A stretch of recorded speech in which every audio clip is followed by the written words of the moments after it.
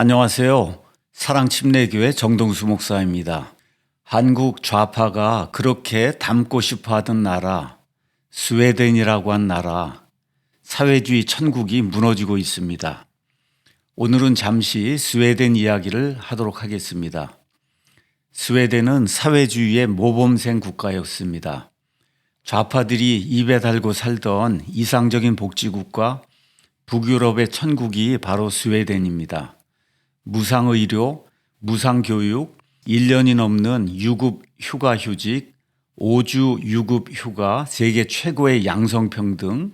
그래서 우리도 스웨덴처럼 가야 한다고 한국의 좌파 지식인들과 정치인들이 수십 년 동안 외쳐왔습니다.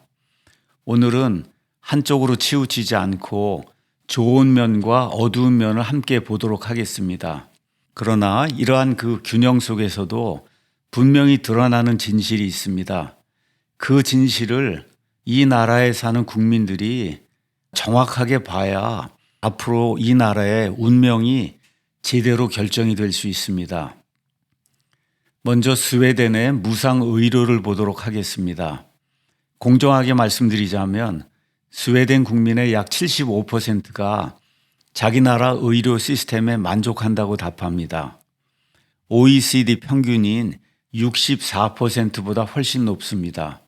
무상의료라는 약속 자체는 분명히 매력적이고 어느 정도 기능을 하고 있다, 이렇게 이제 우리가 이해할 수 있습니다. 그러나 이 만족도 뒤에 무엇이 숨어 있는지를 분명히 봐야 합니다.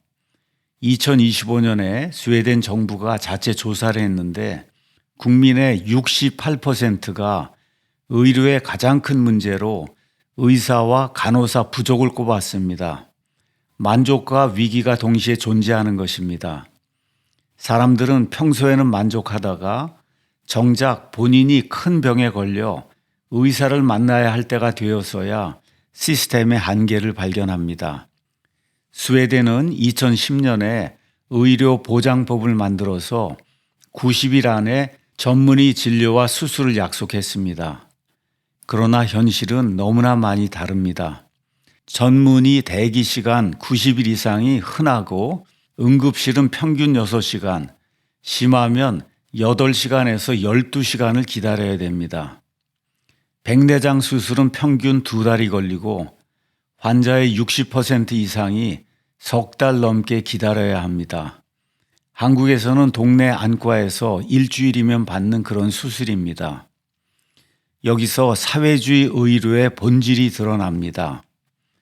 사회주의 의료는 결국 의사, 간호사, 그리고 모든 분야의 전문인을 사라지게 만듭니다. 환자를 한 명 더 본다고 보상이 늘어나지 않습니다. 어려운 수술을 잘한다고 봉급을 더 많이 받는 것도 아닙니다. 그러니까 의사들은 일찍 은퇴하거나 사립병원으로 떠납니다. 또 간호사들은 임금이 더 높은 노르웨이로 가서 직장을 잡습니다.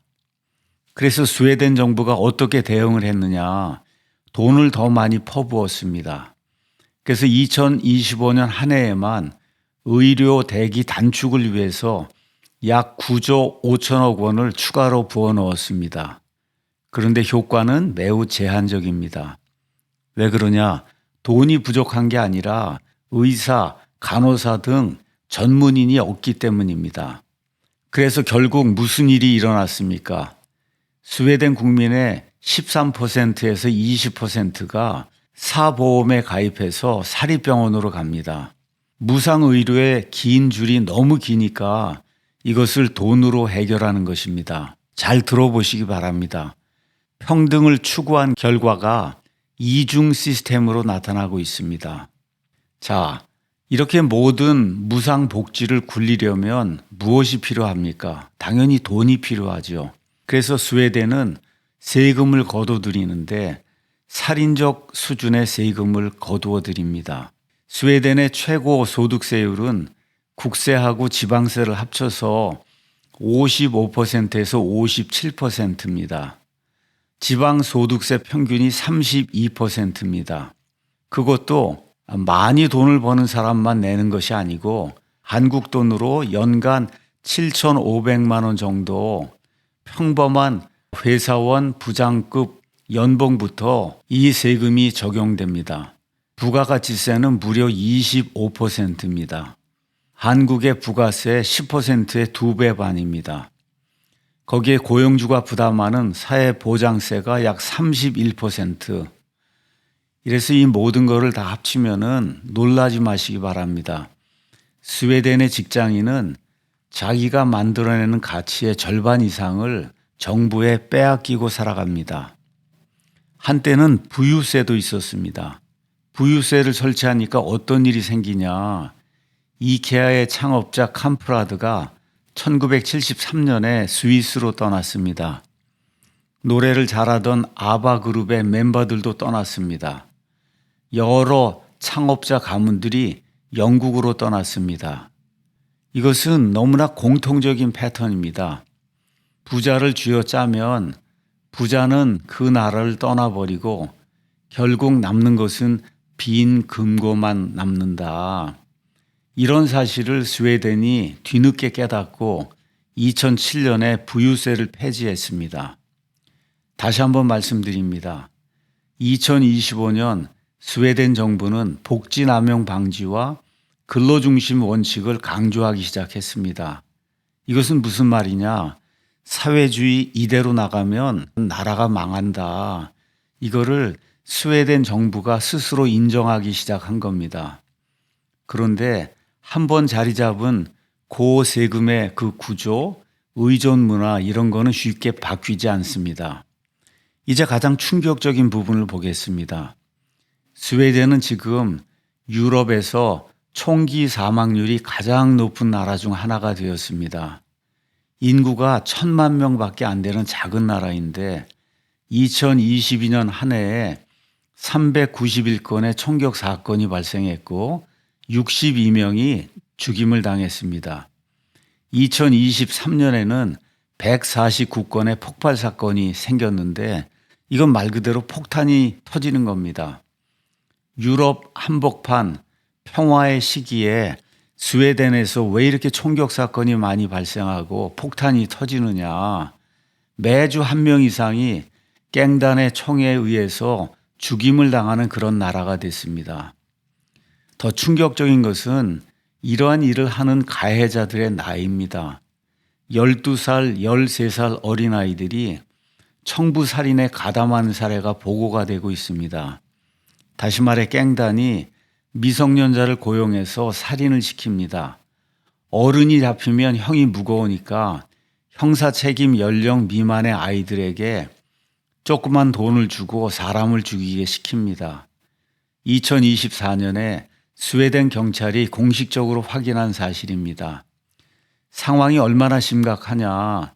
2023년 9월에 스웨덴 총리가 텔레비전 대국민 담화에서 유럽에서 우리나라 같은 나라는 없다고 인정을 했습니다. 이게 더 지속이 되면 이제는 경찰이 아니라 군대를 거리에 투입해야 된다 이렇게 이야기했습니다. 2025년 들어서 일부의 개선 조짐이 보이긴 합니다. 그래서 전체 범죄가 약간 감소하고 있지만 폭력 범죄는 여전히 증가하고 있고 이미 자리를 잡은 갱단 문제 그리고 60곳이 넘는 무법지대는 사라지지 않았습니다. 이렇게 한번 만들어진 평행사회는 세대를 거쳐 지속이 됩니다. 여러분, 들어가면 안 된다. 영어로 No Go Zone이라고 하는 것이 있는데 60곳이 넘는 No Go Zone이 스웨덴에 있습니다. 이거 같은 스웨덴이라고 하는 나라인데 들어가면 죽임을 당하거나 폭력을 당하니까 그곳에 갈 수가 없다 해서 이러한 조언이 만들어졌습니다. 왜 이렇게 되었습니까? 무분별한 이민과 사회주의 복지의 결합 때문입니다. 스웨덴은 2015년 시리아 난민 위기 때 인구 비례로 유럽에서 가장 많은 난민을 받았습니다. 그래서 인구의 약 20에서 25%, 다시 말해 5명 가운데 1명이 외국 출신이거나 외국 출신 부모를 둔 사람이 됐습니다. 무슬림 인구는 한 세대 만에 2배가 돼서 현재 스웨덴 인구의 8%에 이릅니다. 문제가 뭐냐? 이 사람들이 통합이 되지 않는다는 겁니다. 관대한 복지 시스템은 일하지 않아도 살 수 있게 만들었습니다. 일자리를 찾을 동기도 또 스웨덴어를 배울 동기도 다 사라졌습니다. 그래서 이 이슬람 사람들이 자기들끼리 모여 사는 이런 동네를 만들었습니다. 그래서 스웨덴 경찰은 이런 지역을 공식 용어로 취약 지역, 영어로는 No Go Zone이라고 이제 부릅니다. 경찰들도 들어가기 꺼리는 무법지대입니다. 2025년 기준으로 이런 데가 스웨덴에서 60에서 65곳에 이르고 있습니다. 한 나라 안에 말 그대로 두 사회가 만들어진 것입니다.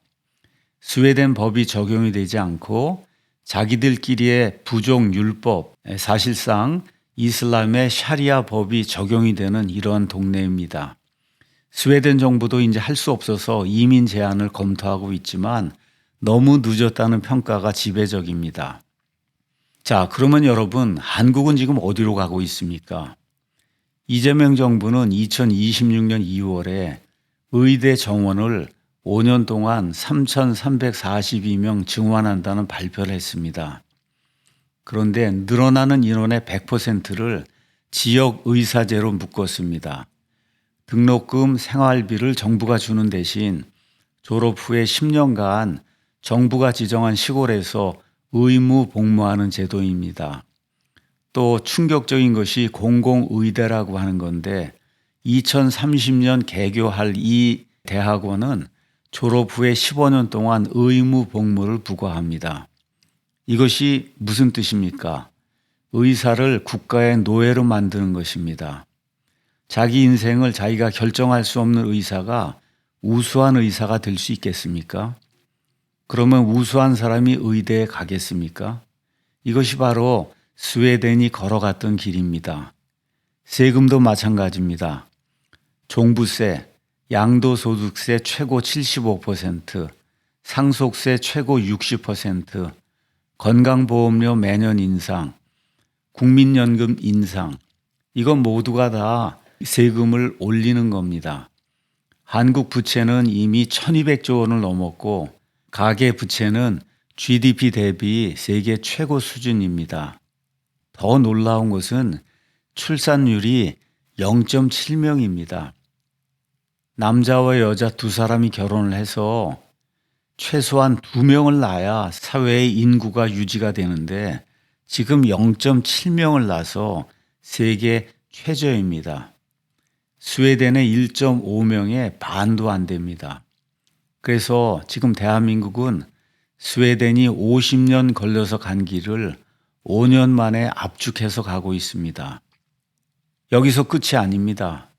이재명 정부는 2025년 9월부터 중국인 단체 관광객에 대해서 무비자 입국을 허용했습니다.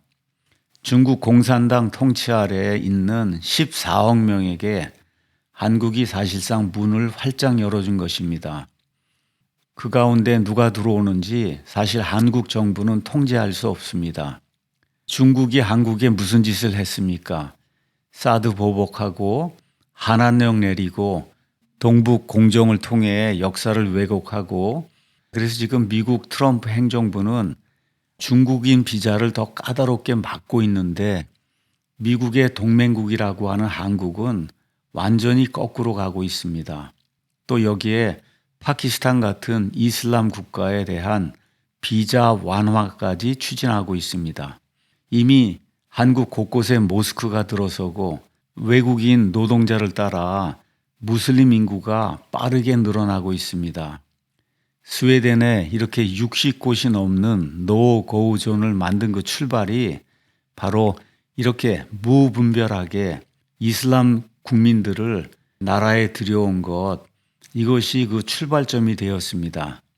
한 나라가 외국인에게 문을 여는 것 자체가 잘못이 아닙니다. 그러나 자국민의 안전과 정체성을 지키는 통제 없이 또 이 나라 문화에 동화될 의지가 없는 사람들을 또 공산주의 국가 국민까지 무차별로 받아들이는 것은 스스로 자기를 죽이는 자살 행위입니다. 한 세대만 지나면 우리도 우리 자녀들에게 학교 가는 길이 안전한지 묻는 그런 나라가 될 것입니다. 이제 결론의 말씀을 드리겠습니다. 스웨덴의 비극에서 우리가 배워야 될 세 가지 진실이 있습니다. 만족도가 75%다. 그런데 의료 위기가 68%다. 이게 지금 동시에 존재하고 있고 2025년에 일부 범죄는 감소했지만 폭력 범죄가 계속해서 늘어나고 있습니다. 그래서 이 모든 통계의 흐름이 가리키는 한 가지 방향이 있습니다. 첫째, 스웨덴은 하나님을 떠났습니다. 이 모든 것의 뿌리는 영적인 것입니다. 스웨덴은 한때 종교개혁의 후예였습니다. 루터의 신앙이 자랐고 선교사를 보내는 나라였습니다. 그러나 한 세대 만에 스웨덴은 영적으로 거의 다 죽었습니다. 지금 스웨덴 사람의 70%가 나는 종교를 가지고 있지 않다 이렇게 이제 답하고 있습니다. 교회는 박물관이 되었거나 모스크로 개조가 되고 있습니다. 성경의 잠언 14장 34절은 의인은 한 국가나 민족을 영광스럽게 만드는데 죄, 특별히 하나님을 몰아내는 죄는 모든 민족, 모든 국가에게 수치가 된다. 스웨덴은 의를 버리고 사회주의라고 하는 죄를 택했습니다. 하나님 대신에 국가, 정부를 신으로 모셨습니다. 무한한 은혜와 긍휼을 베푸는 하나님 대신에 정부가 베풀어주는 무한 복지라고 하는 인간이 만든 허울 좋은 시스템을 의지했습니다. 그 결과가 바로 오늘날의 스웨덴입니다. 둘째로 우리가 살펴봐야 될 진실은 뭐냐? 영적인 진공은 반드시 이슬람으로 채워진다는 것입니다. 스웨덴이 하나님을 버리니까 그 자리에 무엇이 들어왔습니까? 하나님을 배격하는 이슬람이 들어왔습니다. 이것은 결코 우연이 아닙니다. 영적인 진공은 다른 무언가에 의해서 채워지게 마련입니다. 이슬람이 들어오고 교회가 비면 모스크가 들어섭니다. 십자가가 내려가면 초승달이 올라가게 되어 있습니다. 그래서 이런 것들을 기억하고 한국도 지금 동일한 길을 가고 있다. 교회는 점점 비고 있고 청년들은 사라지고 있고 모스크가 늘어나고 있습니다. 그런데 이재명 정부는 계속해서 그 문을 활짝 더 열고 있습니다. 영적 진공이 만들어지면 중국 등에서 들어오는 공산주의자들 또 무슬림 국가에서 들어오는 이슬람 세력으로 이런 것들이 반드시 채워진다는 거 이거를 기억을 해야 됩니다. 세 번째 우리가 이제 살펴봐야 될 것은 사회주의는 반드시 망한다는 겁니다. 사회주의 문제는 돈으로 모든 걸 해결하려고 하는데 결국은 그 돈이 떨어진다는 겁니다. 여러분 한번 여러분의 은행 계좌를 살펴보기 바랍니다. 매일같이 돈을 펑펑 쓰면 결국 계좌에 돈이 안 남는 거잖아요. 스웨덴이 지금 그 단계에 도달했습니다. 70년 동안 다른 사람의 돈으로 살아왔습니다. 자녀를 낳지 않으면서 무상복지를 누렸습니다. 또 미국의 안보 우산 아래에서 국방도 약화시켰습니다. 그런데 이제 시간이 지나니까 당연하지 않습니까? 돈을 계속해서 빼서 썼으니까 돈도 떨어지고 사람도 떨어지고 의사, 간호사도 떨어지고 모든 전문인들 떨어지고 국가의 안전도 떨어졌습니다. 소련이 그렇게 망했습니다. 베네수엘라가 그렇게 망했습니다. 쿠바가 지금 그렇게 망했습니다. 북한이 그렇게 망했습니다. 이제 유럽 전체 그리고 사회주의의 모범이라고 불리던 스웨덴이 지금 바로 우리 눈앞에서 무너지고 있습니다. 그래서 스웨덴 정부가 지난해에는 이제 우리가 복지 남용을 막고 일을 해야 되지 않겠느냐.